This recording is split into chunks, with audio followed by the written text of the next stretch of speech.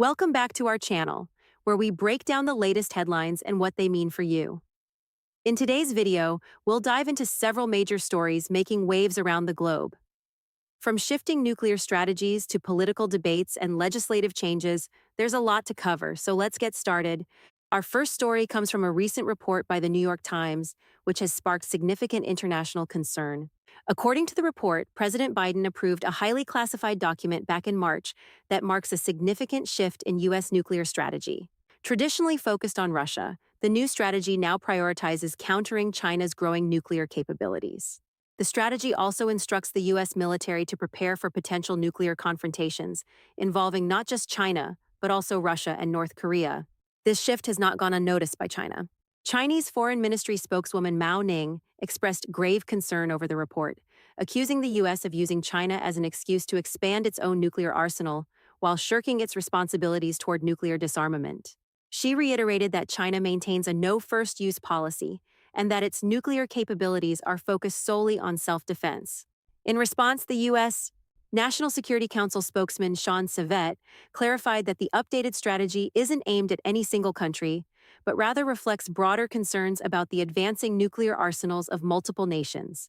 He emphasized that the new guidance builds on the policies of previous administrations, highlighting continuity rather than drastic change.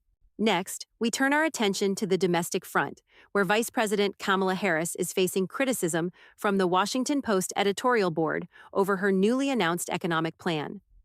Harris unveiled her plan at a rally in North Carolina, with key proposals including child and homeowner tax credits and a federal ban on price gouging in the grocery sector. The Washington Post didn't hold back, calling Harris's plan a collection of populist gimmicks rather than substantial policy solutions. They argued that the plan doesn't adequately address inflation and criticized the price gouging ban as being vaguely defined. However, the editorial board did acknowledge some positives, particularly her proposal to build 3 million new homes over the next 4 years to address the affordable housing crisis. One of the major concerns raised by the editorial board is the financial impact of Harris's plan, which could potentially add $1.7 trillion to the national deficit over the next decade. While campaign promises often come with hefty price tags, the board labeled Harris's speech as a disappointment, even by the usual standards of campaign economics. In a related development, Vice President Harris has also proposed raising the corporate tax rate from 21% to 28% if she wins the upcoming November election. This proposal is a clear departure from the tax cuts implemented by former President Donald Trump, who had reduced the corporate tax rate from 35% to 21% and has vowed to make those cuts permanent if re-elected. Harris's campaign argues that this tax hike is a fiscally responsible move designed to ensure that billionaires and big corporations pay their fair share while putting money back into the pockets of working people. According to estimates from the Committee for a Responsible Federal Budget, this tax increase could reduce the U.S. deficit by $1 trillion over the next decade. However, it's important to note that any changes to the tax code would require congressional approval, with both the Senate and House up for grabs in the upcoming election. Moving on to the West Coast, California Governor Gavin Newsom has signed a series of bills into law aimed at tackling retail, auto, and property theft. Describing it as the most significant legislation to address property crime in modern California history, Newsom's actions come amidst ongoing debates over Proposition 47, a measure passed in 2014 that reclassified certain nonviolent felonies as misdemeanors.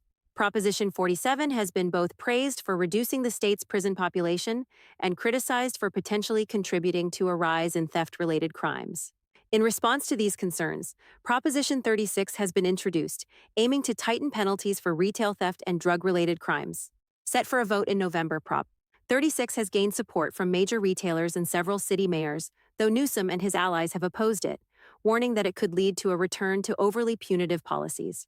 In international news, tensions are rising in the Middle East following the assassination of Hamas political leader Ismail Haniyeh in Tehran.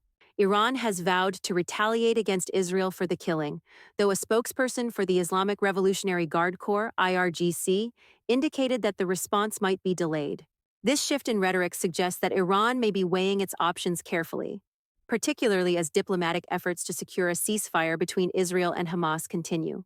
The IRGC spokesperson emphasized that Iran's response would be carefully calibrated and that the focus, for now, would be on ensuring that Israel remains in a state of instability.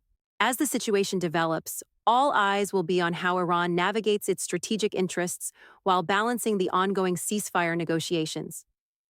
Influencers Andrew and Tristan Tate have been detained in Romania amid new allegations, including human trafficking and sexual involvement with a minor. The brothers, who were previously indicted on charges of human trafficking and rape, were held for questioning after authorities searched properties in Bucharest and Ilfov County.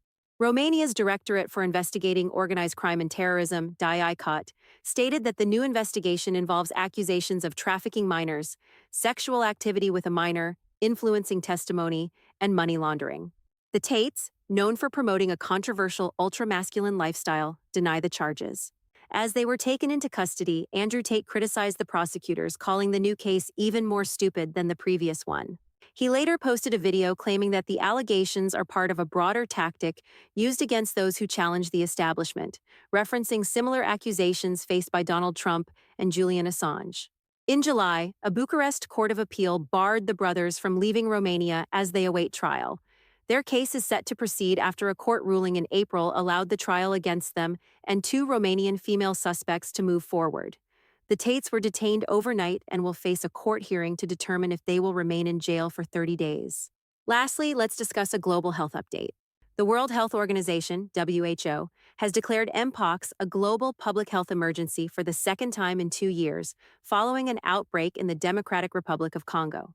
Dr. Hans Kluge, WHO's regional director for Europe, has been clear in his messaging.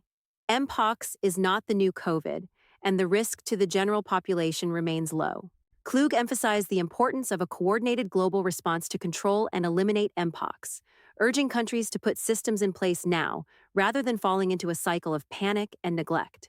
The current outbreak is driven by Clade Lararn, a more severe strain primarily spread through close contact with infected animals or people. In contrast, the Clade 2 strain, which was responsible for the global outbreak in 2022, is generally less severe and has often been transmitted through sexual contact and other forms of close physical contact. That's all for tonight's news update. Thank you for joining us. We'll continue to monitor these stories and bring you the latest developments. Stay safe, stay informed, and have a good night. If you enjoyed this video, don't forget to hit the like button, share it with your friends, and subscribe to the channel.